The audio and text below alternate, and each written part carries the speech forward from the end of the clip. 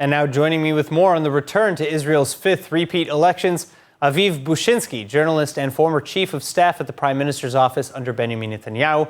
Aviv, thanks so much for being with us. Now, what led to this behind the scenes? And was it really a surprise to any of the coalition members? Many say that it was kept secret, even from other key ministers. It's a good question. First of all, we all can assume that the day of the coalition were numbered. If not this week, then the following week. And the biggest obstacle that the government was facing is the extending the regulations for Judea and Samaria. And once they realized that they will be politically unable to extend them, it was quite obvious that the government would not last longer than these coming weeks. It is true that Naftali Bennett and Yair Lapid surprised not only the people of Israel by taking the initiative and calling for new elections, but he, especially Naftali Bennett, surprised a few of his natural allies, even within his party, and some may say that even without consulting with them prior to this decision. And this is interesting because if you remember, when Naftali Bennett started his term as prime minister, one of his claim to fame were that he, from time to time, calls his ministers and asks how are they, how do they feel, and not only focused on himself. So some may blame Naftali Bennett for doing something under other people's expense. Well, so do you really think that Bennett's back was up against the wall, though, or was there any other way to salvage the government? Yes, for sure.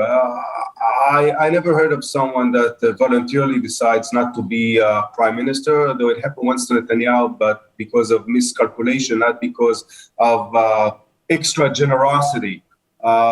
It was quite obvious that he's losing, not only that he's losing his seat, but the fact that he's trying to hang on there created a huge problem to the entire bulk of the coalition, that every day that passed, especially since they lost the majority in the parliament, really hurt their political situation and their future potential to be re-elected. And it was quite obvious, as we saw the polls, that some parties in the coalition not only losing points, but at least two of them barely pass, according to the polls, barely pass the minimum threshold in order to be re-elected. Especially Meretz party, the far left, and the Tikva Hadasha, Gideon Sa'ar party. So they reached a dead end, and unlike many others, they did take the initiative and decided to say enough is enough. All right, well, as you mentioned, Bennett claimed that, in part at least, the choice to step down was to get the settlement regulations law passed. Do you believe this reasoning, or do you think that he was maybe just finding a good cover to cut his losses and minimize damages before an inevitable election, as you put it? Yeah, once Netanyahu taught me that you should not deal with a process. You should deal with the tangible things. And instead of blaming all kinds of political players, that this guy defected from his party, this woman already defected, and other partners from the far left that did not coincide with the coalition, Naftali Bennett took something that is more tangible, saying, I'm here, the guy who's responsible. But you should ask if it will help him politically. I'm quite doubtful, because unlike other politicians in Israel, especially Yair Lapid and Benjamin Netanyahu, he lost his constituency, he's lost his voters, and it will be very hard to rehabilitate and find new voters. According to the polls now, Naftali Bennett has roughly 200,000 people that still support him. I don't see this number changes. All right, now you're mentioning the polls, but today's polls show that the Netanyahu bloc also remains at 59. What can he do to break through to the majority? There are two things. One is the lesser optional path is to try, even now, before the Knesset officially dissolves itself, to create a new coalition. Most people say it's unrealistic. And if and when we reach the elections, I think that this will be a very interesting campaign, way more interesting than previous ones, because I think that people will think that this is the real decisive match between former Prime Minister Netanyahu against the active Prime Minister Yair Lapid, and it will be more polarized. They will talk about the Arabs in the government, Arabs outside the government.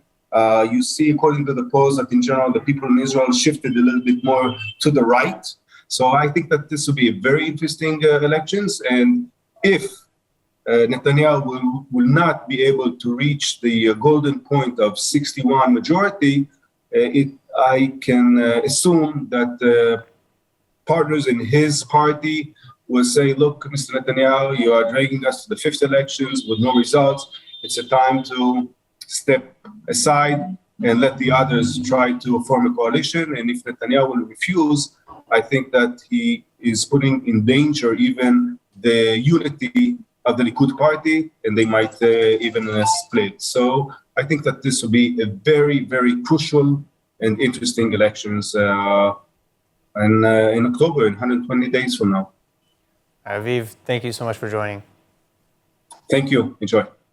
Hi everyone, it's Emmanuel Kadosh. I wanted to invite you all to subscribe to ILTV Plus, where you can find our daily news and updates about Israel. And not only that, but live feeds, entertainment, our kosher food show, and so much more. Needless to say, your subscription to ILTV Plus helps us grow and create more content while also supporting the state of Israel. Our app is available on all platforms and devices, so I'll see you guys there.